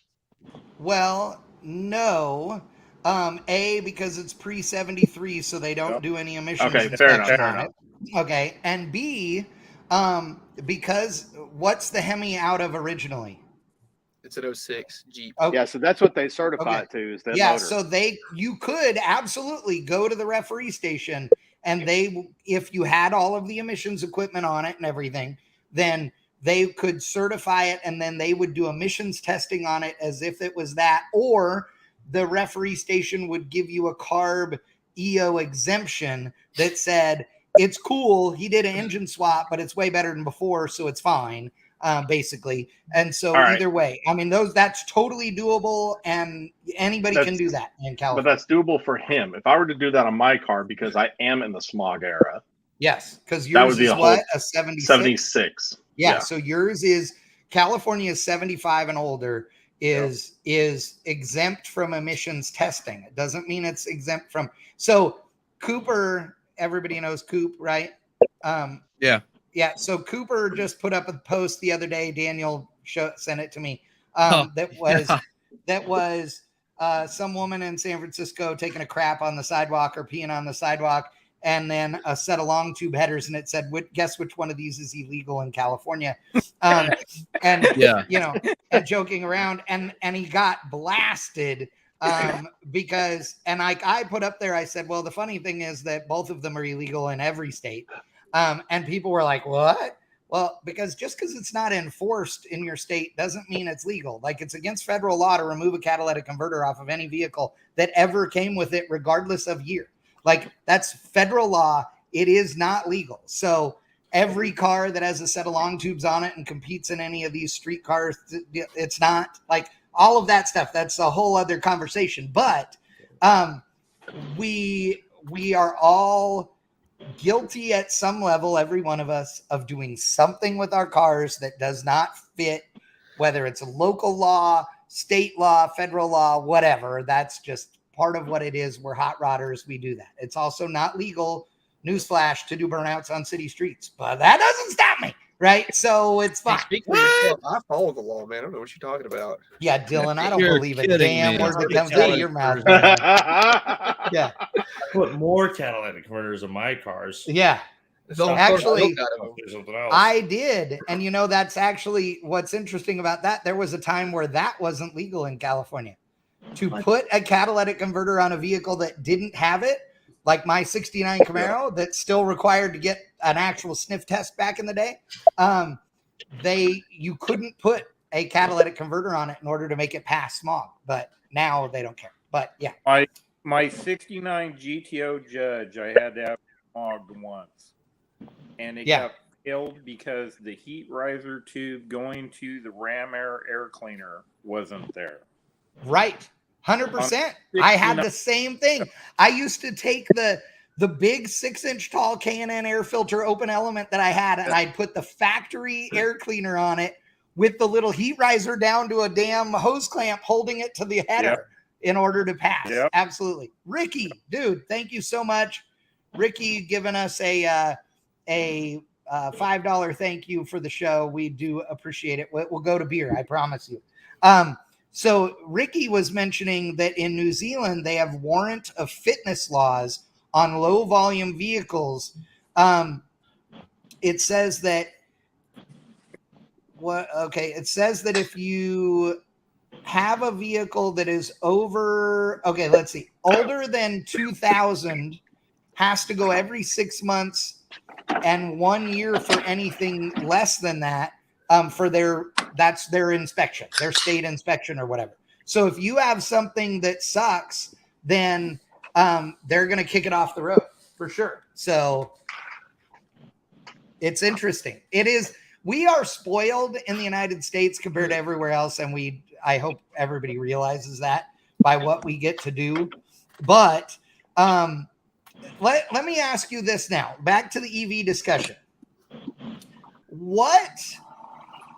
Why do you guys think EVs are so polarizing? Do you believe it's because they have been politicized so much, so it's a political statement? Or do you believe that it's because it's just not right to have an electric motor running a vehicle instead of an internal combustion engine? I think it's just the fear of change. I mean, it took 10 years for LS swaps to even be accepted in the general community. It took years, and it was a slow burn. And now everything has an LS swap. It's just change. I think there's politics involved, of course, but I really think it's just a knee-jerk fear of change reaction for the most part. What do you think, Dylan? I think that you can come up with an example for anybody's situation. A lot of it's anecdotal as far as like, I don't like it because of this. I don't like it because of that. I mean, for us, we don't like it because we like, V8s. For some people, they don't like it. Just, big oil companies won't like it because they want to sell some gas. It has been politicized for sure. I think that a lot of it is strange to me as far. I don't mind electric vehicles. I mean, I don't think it's a bad thing per se. Like these, I don't know if you guys I don't know who did it, but there's like a 72 Roadrunner with the Tesla swap. Yep. silver. Yeah, it's a 72. really nicely done car. It's awesome. Yeah, I mean, it's a really nicely done car. We were at the Sonoma EV event for Holly, and it was great. yeah, I think it's cool. I think stuff like that is neat, and I don't have anything against that. And there are people out there who are against it just because they want their old car. Turn on the key, you got to pump it 10 times to get something to fire. Now, something that kind of made me think of like all this was, I don't know if do you guys remember the movie The Dilemma or heard of it at all? It was like this. It was like an old. I think it was like Kevin James was like I'm looking it up. he was like a car, something like with having like a automotive engineer of sorts, and the story of in the movie was that they're building. Yes. Okay. Hold on one second. So Dylan, you can go screw yourself. It's an old movie. It's from 2011. Yeah, it's an old movie. Yeah, you son of a bitch. Yeah, you 12-year-old bastard. Yeah, I hate you. But I'm sorry. That's all. So I remember high school. So the film follows savvy businessman Ronnie, aka Vince Vaughn, genius engineer Nick, who is Kevin James, which that makes me laugh. Genius. Who are best friends and partners in an auto design firm. They are pursuing a project to make their firm famous. So now continue. I'll tell you what that project is. It's to make I think Dodge had sponsored this whole movie, and because there's Chargers everywhere, like brand new Chargers. What they were trying to do That was just Dodge. Yeah, What exactly. movies didn't they sponsor back then? Fair point. They're trying talking about the Wraith with Charlie Sheen now, or what? Yeah. They're trying to make good. an electric car sound just as good or louder than an actual internal combustion V8 engine, like an actual V8 engine. Yeah. So, it's like you see Kevin James like in a new Charger, it's electric, and he's over there revving the car up, and it's supposed to be like, oh, the big, finale is it's louder or whatever than a normal real V8. I feel like, because there are electric cars that have certain sounds to let you know that there is a car coming. Yeah. I just see that. I feel like that would be something that would help the guys who cling for dear life to the sound of a V8. Just to get literally come over. I have had this conversation with numerous aftermarket companies and said, you're idiots if you don't sell speaker systems that mount underneath electric vehicles allow you to make it sound like anything you want. Like if you want to be a Formula One car because you're a weirdo that wears girls' pants, great. If you want it to sound like a nostalgia fuel funny car because you're a real man, then great. If you want it, sound. See where I'm at? Yeah. Yes. I think everybody older than me. Everybody older than me is just mad that they don't sound like the Jetsons car at this point. Exactly. Well, the Jetsons car is cool. Why not? Right? That'd be I fun. agree. I think we can all agree with Jeff Dunham, and when one of his dummies says, we don't exactly want our cars to sound like I'm gay. Yeah. I'm gay. You can make a Tesla horn anything, right? Yes. Pretty much. exactly. You make it hard. I would either do that or the Jetsons sounds every time Yes. you take off. Just Now, let me Yeah. ask you guys this though. Now, what Sure. about as far as like renewable resource or renewable energy as far as like for the internal combustion engine? Like, I mean, hydrogen was it was like a big proponent. Didn't Honda build like a hydrogen powered Hydrogen cell. Honda, Power Toyota, cell. Yeah. and Mike Copeland. Well, in two Copeland. weeks, we're having Mike Copeland on, and we are going to talk about hydrogen and the Arrington Performance Hydrogen Project. But yeah, they have a supercharged LS that runs on hydrogen. It doesn't run on any gasoline at all. It runs on hydrogen, and it's in a, I don't remember, it's a 49, Early I 50s believe, Chevy, yeah. 49 Chevy pickup that's gorgeous. I mean, beautiful show car. It's his wife's truck. It's got our 5-speed in it. Yeah, and it's beautiful, and you look under the hood, it's just it's got a Maggie on it, doesn't it? Yeah, it's got a Magnuson on it, and it's just a supercharged, cool hot rod truck.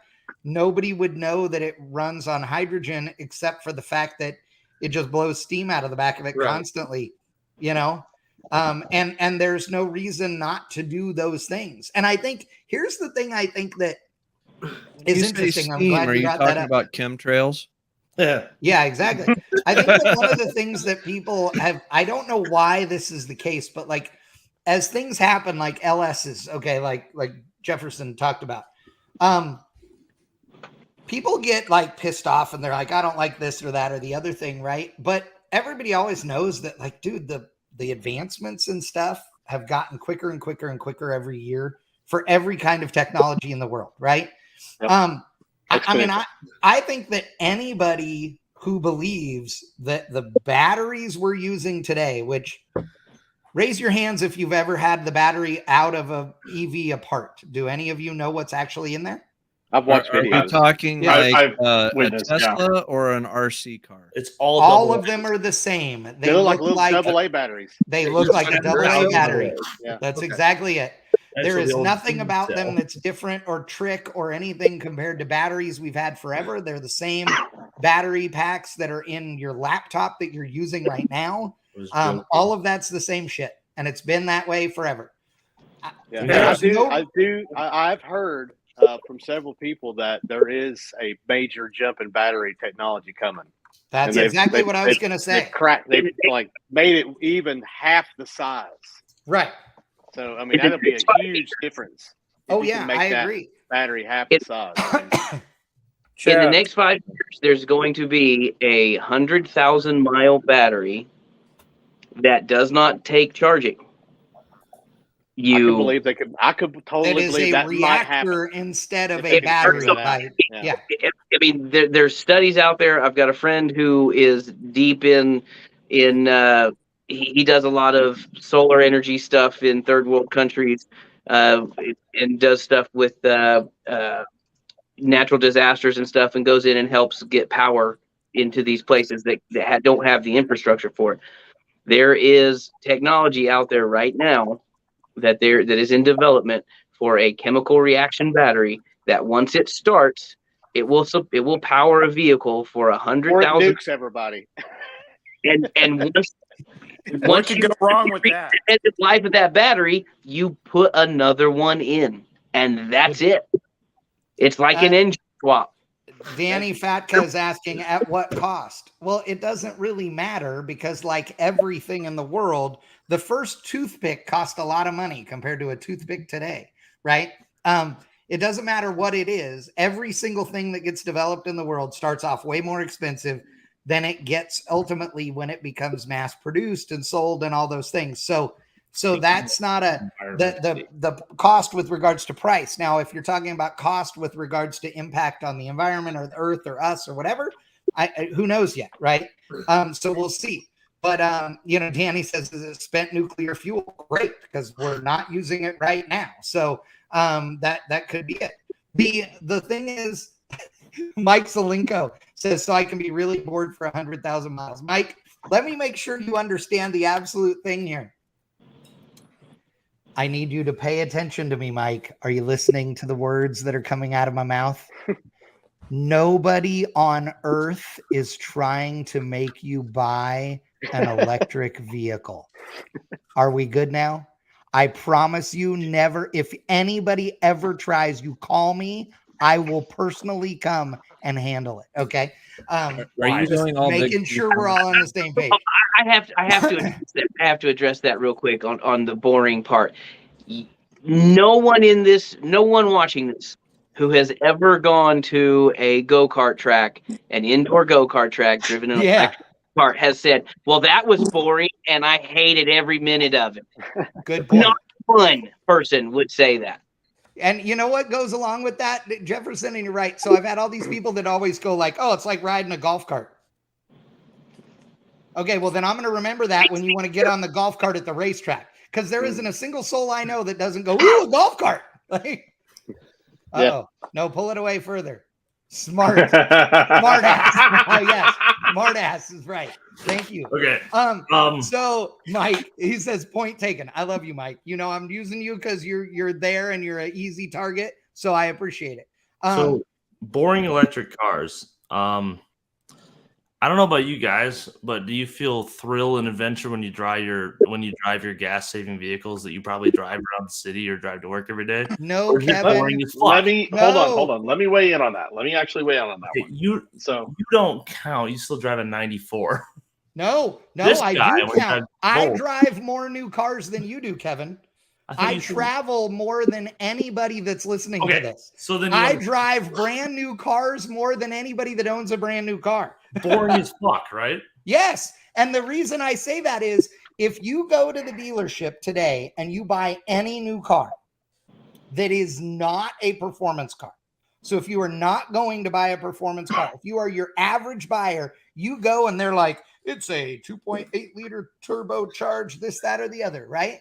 You put your white girl shoes on, you buy whichever one you fit most comfortably in. And you never open the hood. You don't know. Let me put it this way. I know people that own new Ford Rangers with the turbo, right?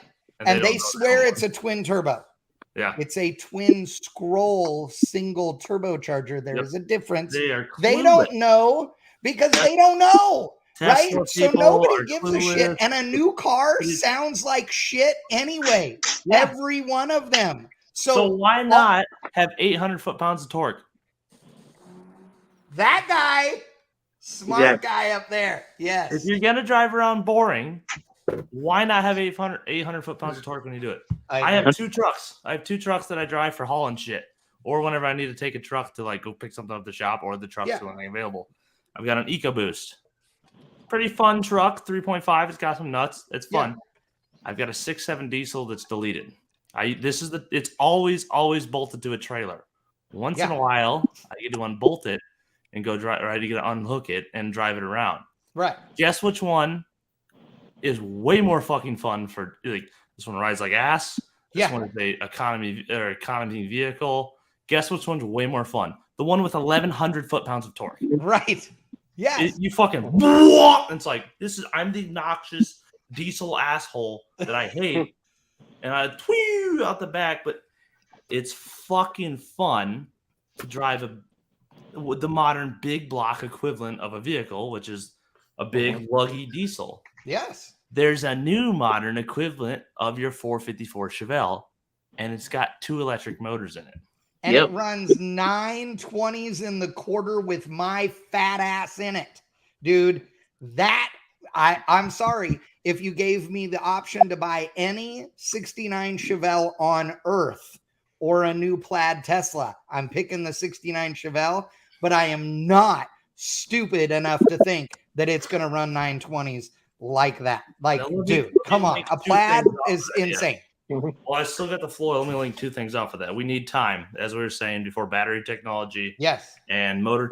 Honestly, electric motor technology is still far behind. We need 30 years to make this to where the point where like we are really making progress now. That 30 100%. Years should probably be a transitional period of hybrids, like we talked about.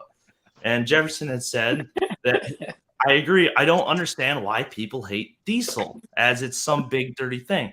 The energy density of diesel is much higher than gasoline. You'll get better mileage.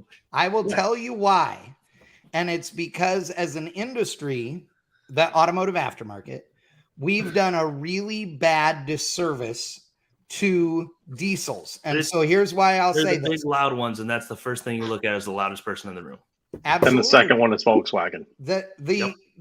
You're right. So you get a bunch of young guys. You get a bunch of young guys that buy a Cummins or a Duramax or a Power Stroke, and they delete it. They do all this stuff. They make them just blow smoke, and they go do that in intersections with moms and minivans. And we as an industry haven't said, that sucks, dude. Don't make us look like assholes, asshole. Yeah. And so then you take that. Yeah. And so instead you take that and Volkswagen trying to cheat the system, and diesels are horrible. Yep. It's a bad PR nightmare. On top of that, Oldsmobile diesel.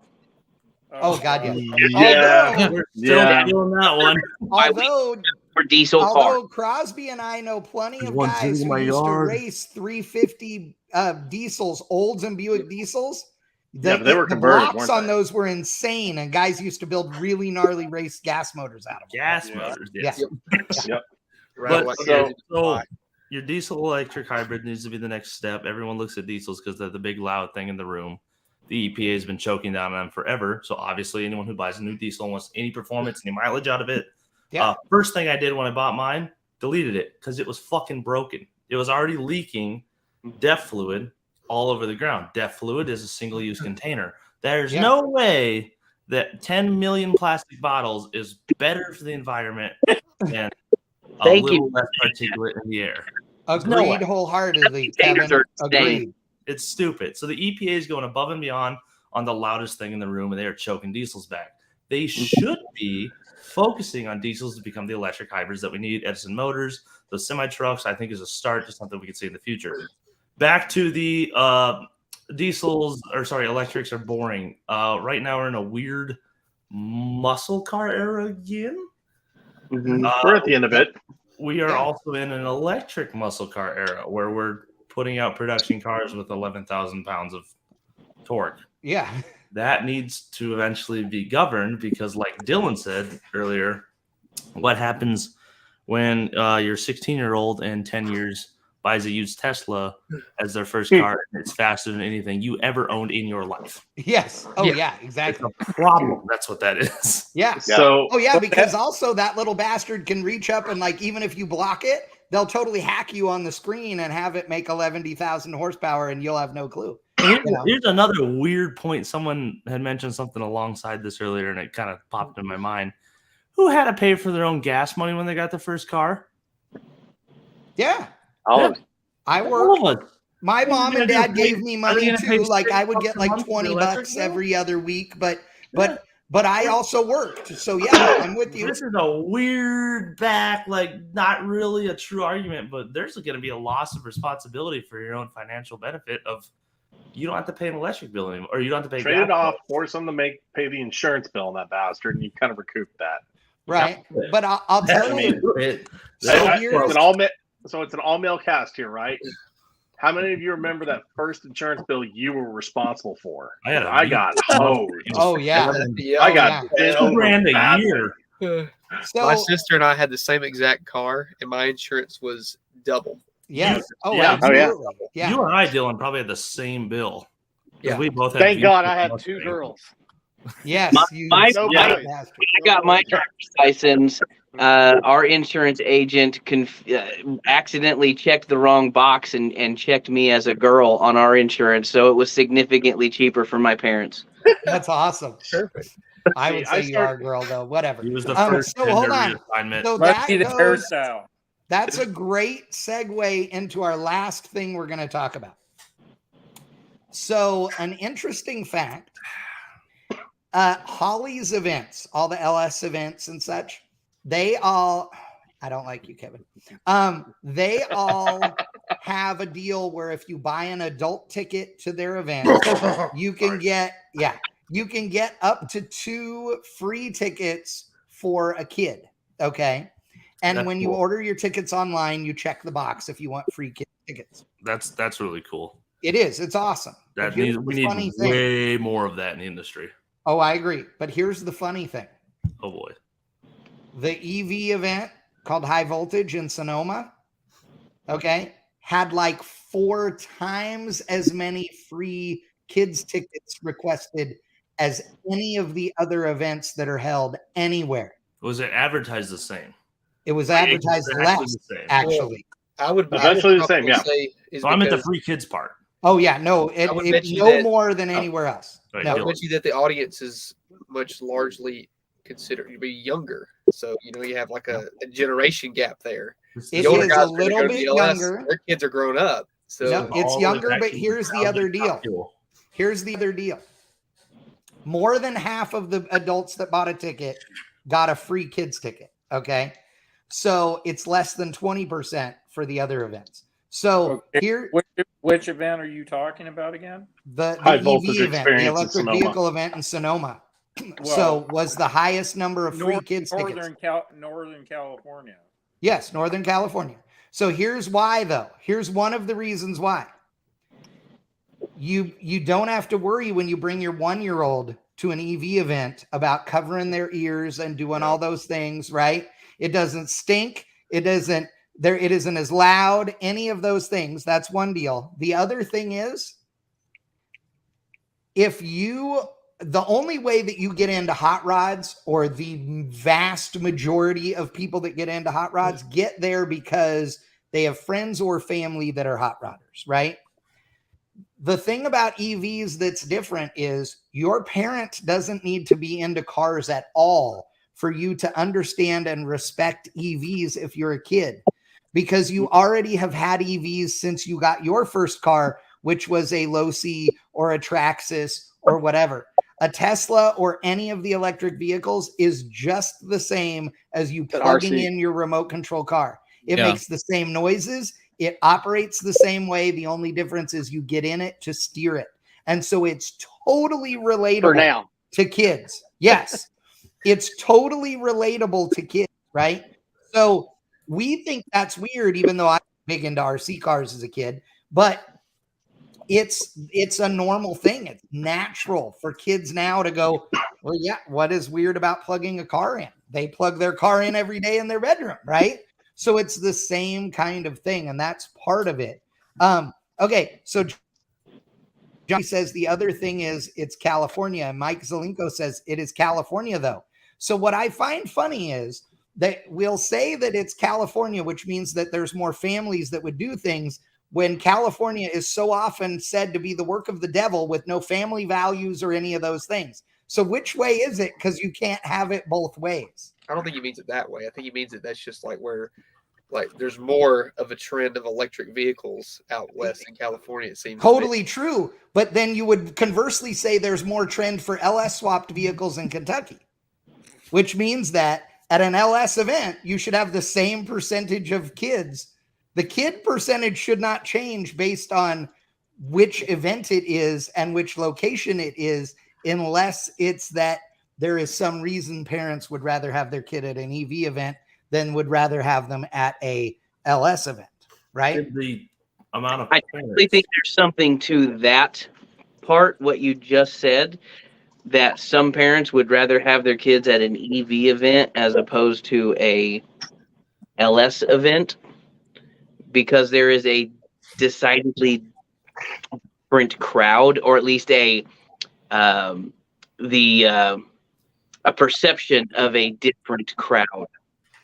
But okay, let's go with that. But that would mean that I think it would be a fair statement to say that in Kentucky, there would be more of a crowd that went screw EVs. We're all about LSs, and that's what we're at. So wouldn't they still have all their kids there as well? Right? Like, I think we need a little more demographic data before we I'll get that for you. If we can see where they're from, what age they are, and if it's the same people going to two of them, but they just didn't take their kids to one. Right. Because that could just be a safety thing, a noise thing, like you said. Yeah.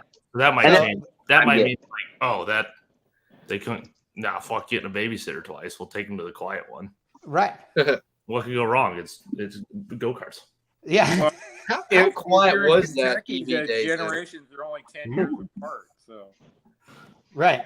So what did you say, Dylan? I said, how quiet was that EV event? Like, did it have to be? It had to be just like dead silent. No, it was way awesome because cars make way more noise than anybody realizes. Like you still hear gears, you still hear all of that stuff, right? All the tire noise, all those things. Yeah. So it is quieter for sure. Right. Okay. But it's not just silent, not at all. The cool thing about this event was that we had way more fun on the microphone than we have at most of the other events, because I had Tony Bush, who's the DJ that does everything for us at Vegas, on, and he and I could, because they have a great PA system at Sonoma, I could be anywhere on the grounds and be talking to him through the PA, and like we were playing fun music and goofing off and doing all kinds of dumb stuff that we normally don't get to do at the other events because it's either the PA system sucks or it's a little too loud. It is definitely quieter. I would say it's like half as loud, or there are half as many noises going on, I guess is the way I would put it. It's cool though. Like, you hear the drag radials on the racetrack. that you don't normally hear. Like most people don't realize what you hear in a race car. Like if you're in a drag car, especially a turbo car, it's so quiet inside compared to outside. You can hear the tires and stuff, but you don't get to hear that outside the car, but you do on the EV stuff. So some of that's interesting. But it's weird. It's okay. So Danny is saying, have you ever been to a tractor pull? It's noisy as hell. The crowd noise doesn't exist. It's like watching tennis, which is boring as hell. Now, there is a point there. It's funny because if you can't hear all the noises that go along with stuff, it does feel weird, like an out of balance. It didn't feel like that at high voltage at the EV event at all. The crowd, part of that though, is I'm in the crowd, like, talking to people and getting them engaged and, yelling and screaming, and we're all having a good time. So there was tons of crowd involvement at that event, which was neat. And you guys talked about the Charger with the swap. The other thing that was there that was super rad was just a bitchin' like 23 window VW bus. Volkswagens are like were made to be EV swapped. They're so easy to do, and everything just fits in them so rad. Like there were some really killer bugs and vans there, and there were a bunch of muscle cars and trucks. Like there were C10 Chevy trucks and stuff that were there and everything. And then there were obviously a bunch of Teslas. I mean, the number one car there was probably a Tesla, but it was. There were definitely more Teslas than anything else. But dude, there were bag Teslas. There were all kinds of like painted trick. I mean, you had Grindhart's Tesla out there, the one that he co-opted with Rich Rebuilds. Yes. You had an off-roading, like King of the Hammers 4Runner that was there that had competed. Absolutely. You had an electric DeLorean, you had Bisimoto's Porsche. There were some cool builds. Who were the lumber guys? The YouTube channel they're out of Washington or Oregon, and they took the Tesla and made it so it would go through. Yeah, that's Grindhard Plumbing Company. They're out of Idaho. Yes, there you go. Grindhard Plumbing. That's right. Those dudes are hilarious. They were super fun. They had theirs out and they were just a riot. Those dudes were super, super fun. There were a lot of really cool people there. The Porsche that's on the t-shirt. Bisimoto's. Dude, that thing is a 930 slant nose that is insanely rad. It was funny though. We were across the street. We left the hotel, which is on a hill with a big steep driveway. My mom and I leave the hotel and go across the street to Burger King and to get coffee and tea in the morning.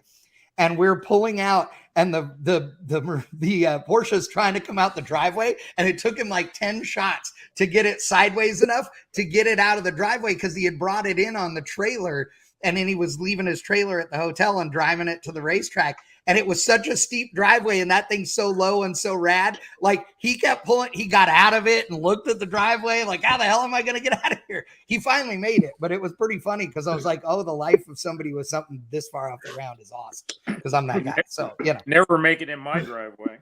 Yo, dude. Yeah. It was about like your driveway, actually. So, yeah, it was pretty good. Well, talking about that crowd noise not existing in a tractor pull, the only reason it doesn't exist is because you can't hear anything when you leave. Yeah, there's plenty of it. It's part of the experience. I mean, it's in Iowa. We're all drunk as balls. There's a lot of crowd noise. If you don't leave partially deaf, then you really didn't try. Why even go? Yeah, and dude, I mean, I spend an exorbitant amount of time at the racetrack, and I have gotten.